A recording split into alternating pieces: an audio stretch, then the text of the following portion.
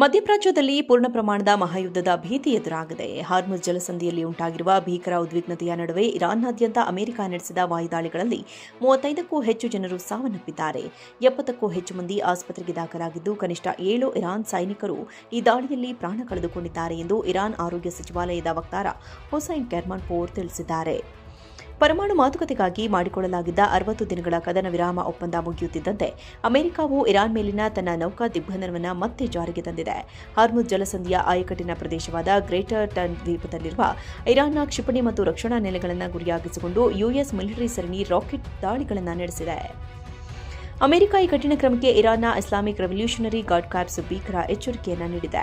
ಈ ಪ್ರದೇಶದಿಂದ ತೈಲ ಮತ್ತು ಅನಿಲ ರಫ್ತು ಎಲ್ಲರಿಗೂ ಇರಬೇಕು, ಇಲ್ಲವೇ ಯಾರಿಗೂ ಇರಲ್ಲ ಎಂದು ಗುಡುಗಿರುವ ಇರಾನ್, ದಿಗ್ಬಂಧನ ಮುಂದುವರೆದರೆ ಇಡೀ ಮಧ್ಯಪ್ರಾಚ್ಯದಿಂದ ಜಗತ್ತಿಗೆ ಹೋಗುವ ಇಂಧನ ಸರಬರಾಜನ್ನು ಸಂಪೂರ್ಣವಾಗಿ ತಡೆಯುವುದಾಗಿ ಹೆದರಿಸಿದೆ.